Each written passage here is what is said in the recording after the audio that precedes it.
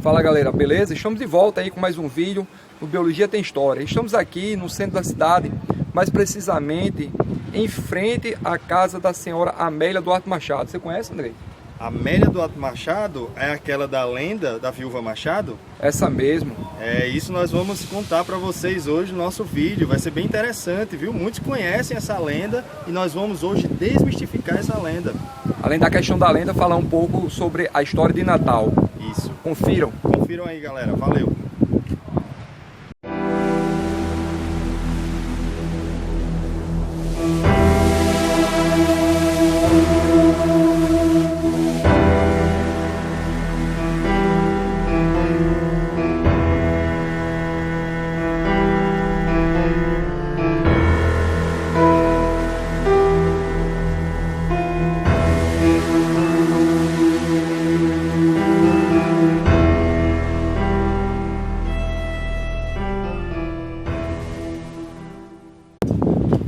E aí pessoal, vamos lá então o nosso vídeo de hoje. Olha aí, vocês estão com o visual da casa conhecida como a casa da viúva Machado. Na verdade ela era viúva, Amélia Duarte Machado era viúva do Manuel Machado, que foi um grande comerciante aqui da nossa cidade. Na verdade nós estamos mostrando aqui um prédio para vocês do início do século XX. E é interessante a gente falar sobre a trajetória da nossa cidade nessa época. A gente tem, por exemplo, aqui em Natal, um desenvolvimento econômico muito importante, um desenvolvimento também urbanístico da cidade no final do século XIX e início do século XX. Então essa casa ela não está fora de um contexto, ela foi construída dentro de um contexto de transformações da cidade, desenvolvimento da cidade, desenvolvimento urbano. Não só essa casa, mas inúmeros outros prédios foram construídos nessa época, diante de uma transformação da cidade que estava acontecendo na época do governador Alberto Maranhão. E a gente tem aí basicamente o início da República. Na Europa se vivia a chamada Belle Époque, né? Que é a Bela Época, ou seja, aquele período de transformações, de embelezamento da cidade que acontecia lá na França, lá na Europa. Agora, isso chegou aqui em Natal, tendo em vista que muitas famílias, Jorge, eram de famílias ricas, que tinham negócios fora também. E aí eles começaram a transformar também suas residências, inclusive com material que era trazido direto da França. Como tem aqui nessa casa, né? Aqui nessa casa a gente observa diversos elementos que vêm da França, a própria estrutura. Veja, uma coisa que você percebe logo a inovação aqui são esse muro aqui, né?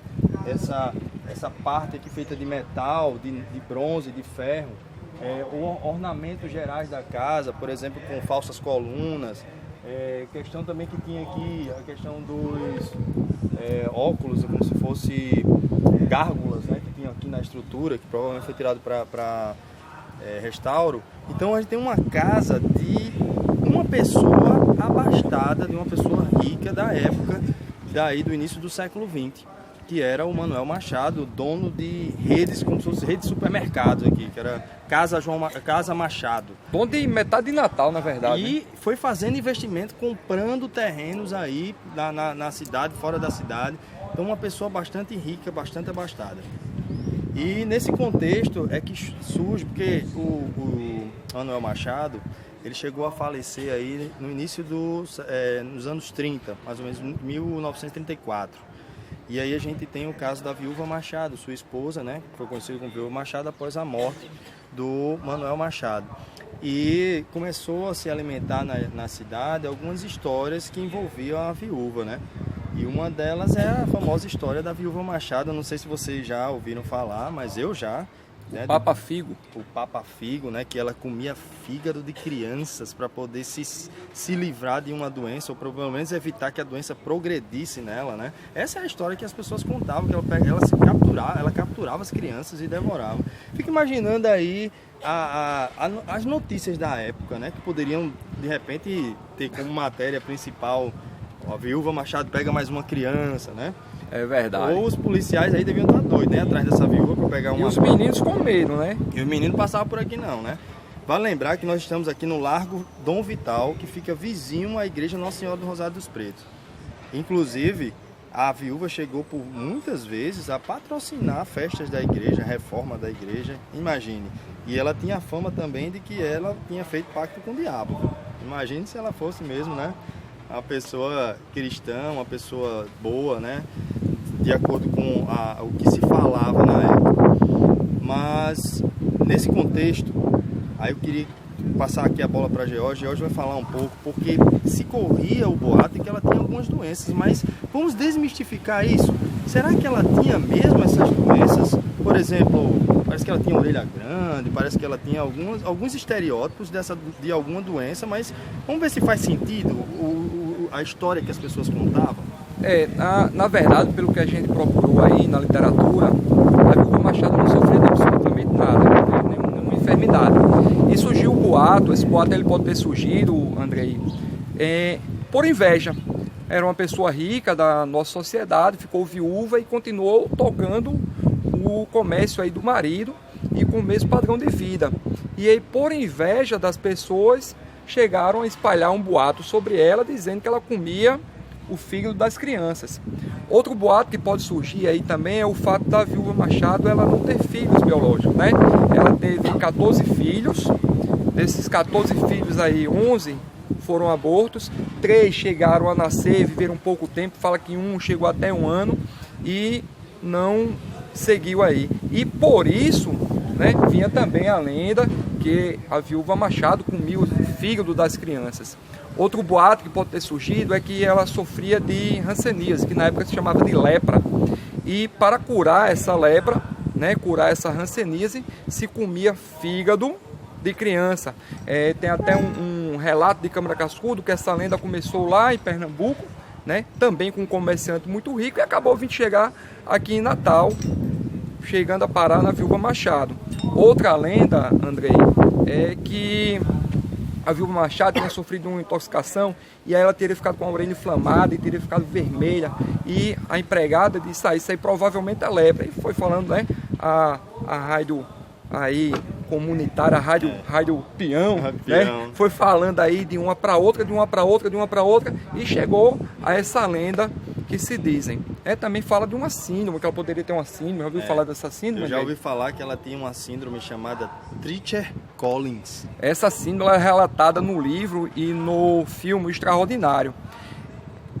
Provavelmente isso aí ela não tinha mesmo. Isso aí é um problema genético que afeta o desenvolvimento da criança, certo? Vai estar presente em um gene lá, TCOF1, e é uma herança autossômica dominante, certo?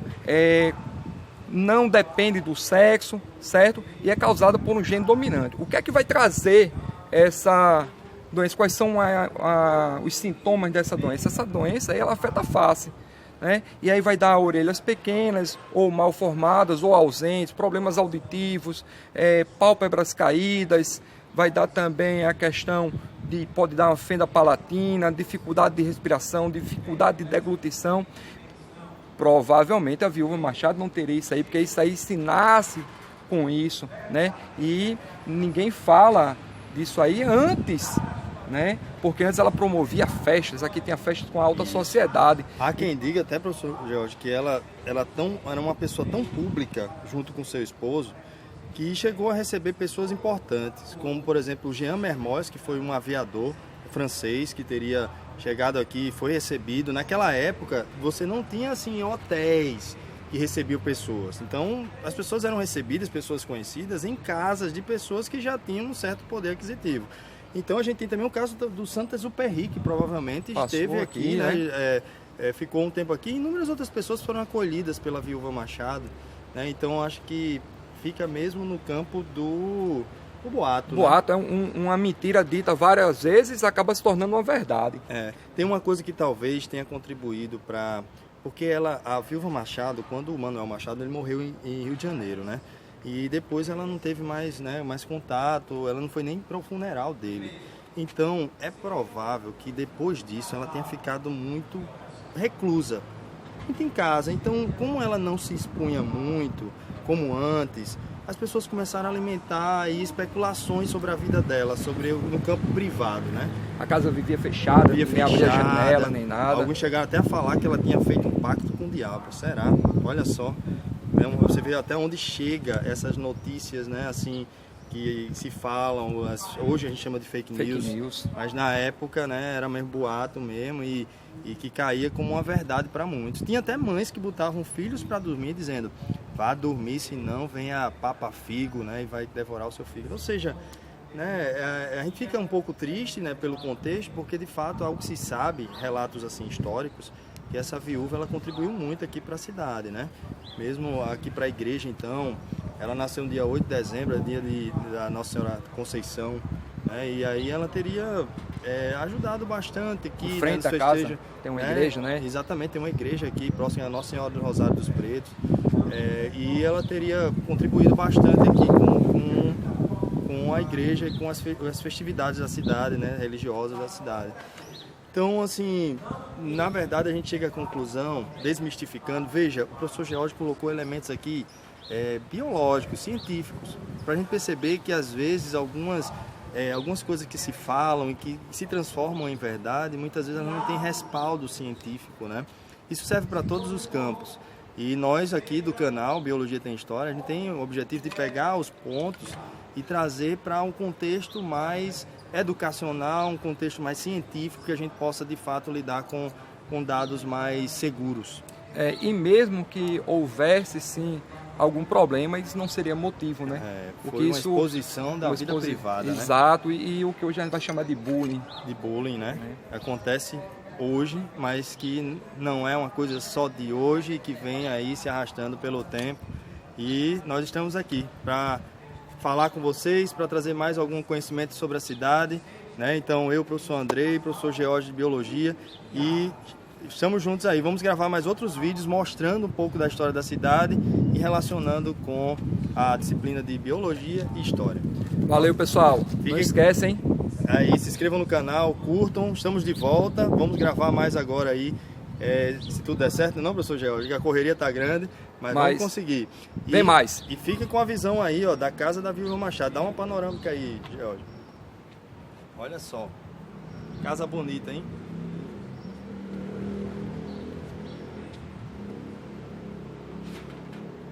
Valeu.